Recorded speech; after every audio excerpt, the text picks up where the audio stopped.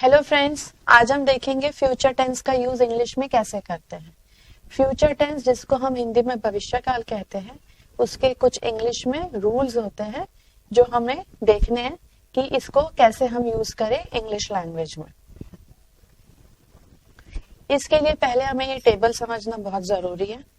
इसमें आप देखेंगे फर्स्ट रो में पर्सन, सेकेंड रो में फर्स्ट पर्सन का जैसे सिंगुलर प्लूरल, सेकेंड रो में सेकेंड पर्सन का singular plural and third row में थर्ड पर्सन का singular plural. First person I we, second person singular और प्लूरल दोनों यू, और थर्ड पर्सन सिंगुलर और प्लूरल ही शी और दे, और इट हम नॉन लिविंग थिंग्स के लिए यूज करते हैं। अब हम देखेंगे कि इनके साथ क्या रूल्स जुड़े हुए हैं जिससे कि हम फ्यूचर टेंस का सही यूज कर सके। सबसे फर्स्ट टेंस जो हम देखेंगे वो है फ्यूचर इनडेफिनिट टेंस। जैसे पास्ट टेंस, प्रेजेंट टेंस में फर्स्ट टेंस जो हम पढ़ते हैं वो होता है past indefinite tense, present indefinite tense, वैसे ही सिंपल फ्यूचर टेंस और फ्यूचर इनडेफिनिट टेंस होता है फ्यूचर टेंस में। इसको हम यूज तब करते हैं जब हमें फ्यूचर के लिए कोई एक एक्टिविटी एक्सप्रेस करनी होती है। जैसे फ्यूचर में हम कोई जो काम करेंगे उसको एक्सप्रेस करने के लिए हम फ्यूचर इंडेफिनिट टेंस का यूज करते हैं। इसमें हम देखेंगे सबसे first person singular and first person plural, I और वी के साथ जो हेल्पिंग वर्ब यूज हो रहा है वो है शैल, और उसके साथ वर्ब का फर्स्ट फॉर्म। अब जो हम ये इंग्लिश पढ़ रहे हैं ये हम बेसिकली यूके को फॉलो कर रहे हैं, जो हम सालों से पढ़ते आ रहे हैं।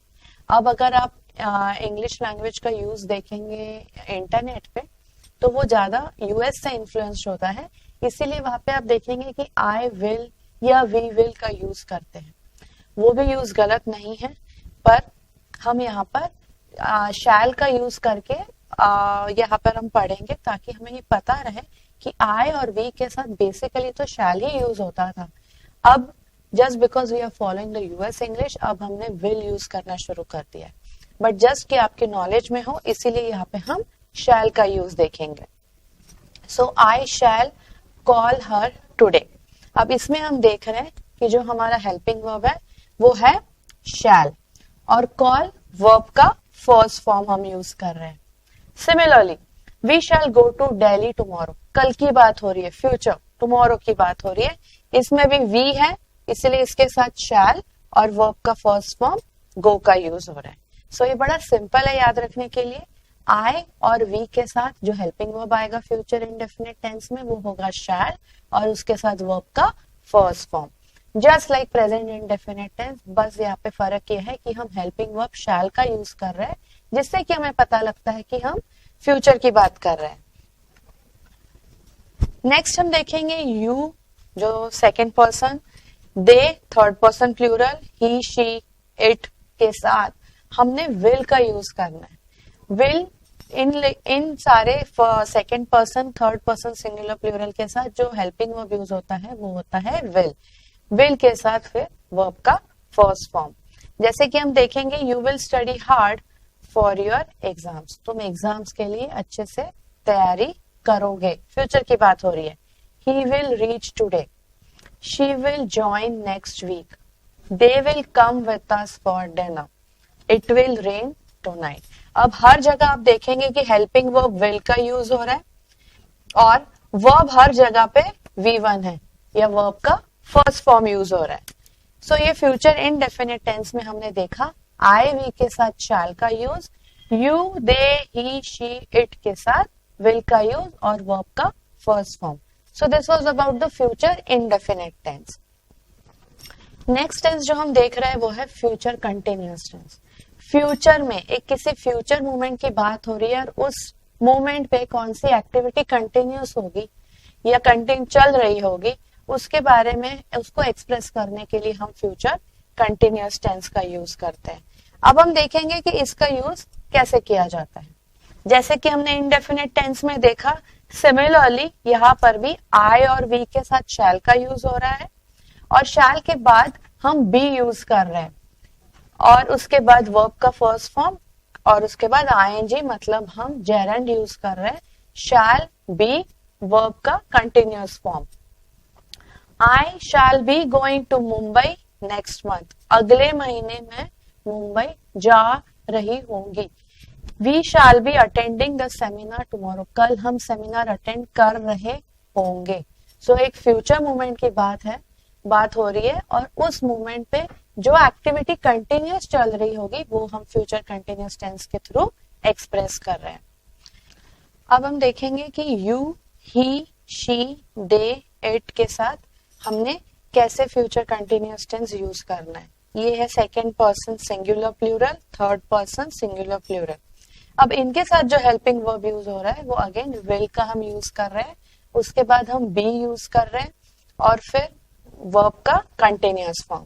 जैसे हम देखेंगे एग्जांपल्स में, you will be writing a book soon, तुम जल्द ही एक अच्छी बुक लिखोगे। We will be solving this issue as early as possible. They will be coming anytime.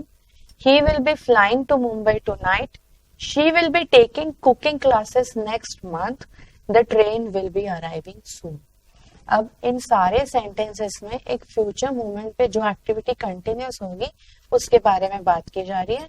इसमें हमने यूज किया है विल का, बी का और वर्ब का continuous form. So this is again very easy to remember. Future tense में as such सिर्फ शैल और विल अगर हमें एक बार पता लग जाए कि फर्स्ट पर्सन के लिए हमने शैल यूज करना है और सेकंड थर्ड पर्सन के लिए हमने विल यूज करना है, तो otherwise rest all the rules are very easy. अब हम देखेंगे future perfect tense. Future perfect tense हम कब यूज करेंगे? जब किसी एक फ्यूचर मोमेंट की हम बात कर रहे हैं और उस पे जो एक एक्टिविटी खत्म हो चुकी होगी। जैसे पहले हमने देखा फ्यूचर इंडेफिनिट में जो एक्टिविटी होगी, सेकेंड फ्यूचर कंटिन्यूअस जो एक्टिविटी कंटिन्यूअस एक्टिविटी चल रही होगी। अब फ्यूचर परफेक्ट हम कब यूज करते हैं? जैसे कि द नेम सजेस्ट परफेक्ट, वो काम हो चुका है। सो जो एक्टिविटी एक फ्यूचर मोमेंट पे हो चुकी है उसके लिए हम फ्यूचर परफेक्ट टेंस का यूज करते हैं। अब इसमें सिमिलरली हम देखेंगे आई वी के साथ शैल का यूज, उसके बाद हैव एंड देन वर्ब का थर्ड फॉर्म।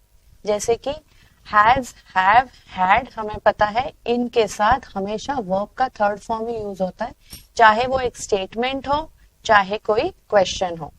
सो देखेंगे हम, I shall have ordered the watch by tonight, we shall have appointed a new manager in जनवरी।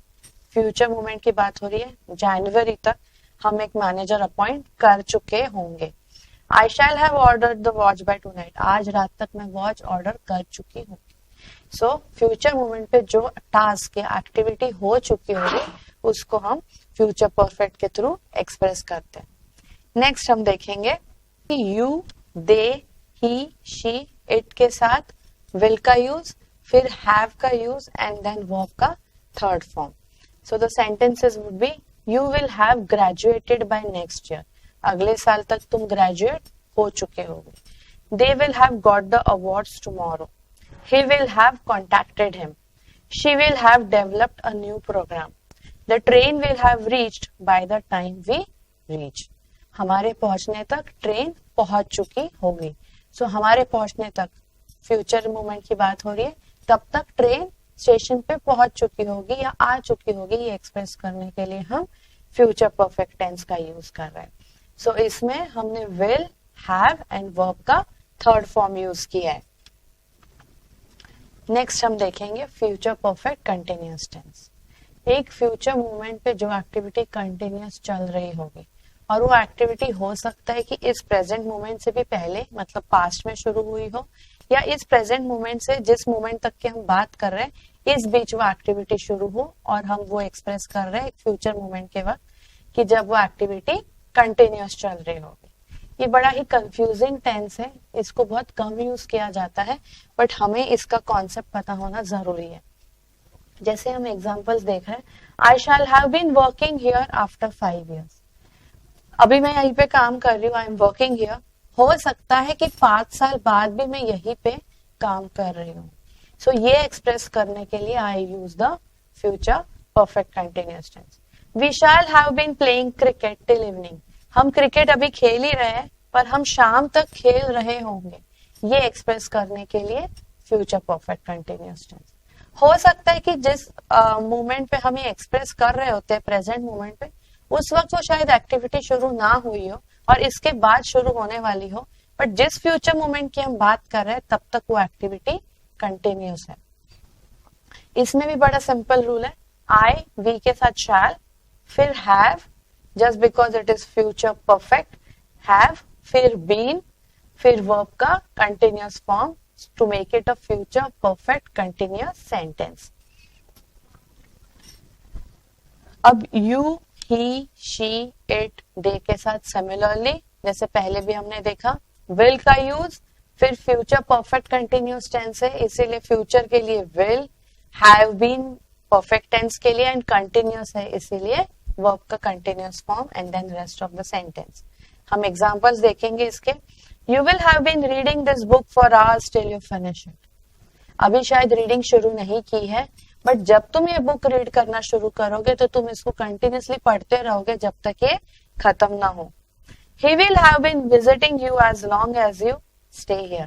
जब तक तुम यहाँ पे रहोगे वो तुम्हें विजिट करता रहेगा। She will have been training us until we learn. जब तक हम सीखे वो हमें पढ़ाती रहेगी। They will have been working with us unless we ask them to go. वो हमारे साथ काम करते रहेंगे जब तक हम उनको जाने के लिए ना कहें। सो फ्यूचर मोमेंट तक जो एक्टिविटी कंटिन्यूस रहेगी उसको एक्सप्रेस करने के लिए हम फ्यूचर परफेक्ट कंटिन्यूस टेंस का यूज कर रहे हैं।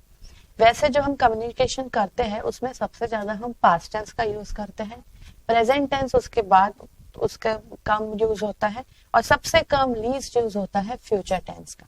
इसमें फ्यूचर परफेक्ट कंटिन्यूस का टेंस का हम बहुत ही रेयर यूज करते हैं, बट इसका कॉन्सेप्ट पता होना जरूरी है क्योंकि जब भी हम ये एक्सप्रेस करते हैं वो सेंटेंस बड़ा क्रिस्प हो जाता है। एक ही सेंटेंस में हम बहुत सारी चीजें एक साथ एक्सप्रेस कर पाते हैं। So this was all about future tense. English में फ्यूचर टेंस का यूज कैसे करना चाहिए। So I hope you understood this session well and you enjoyed being with me. Thank you so much.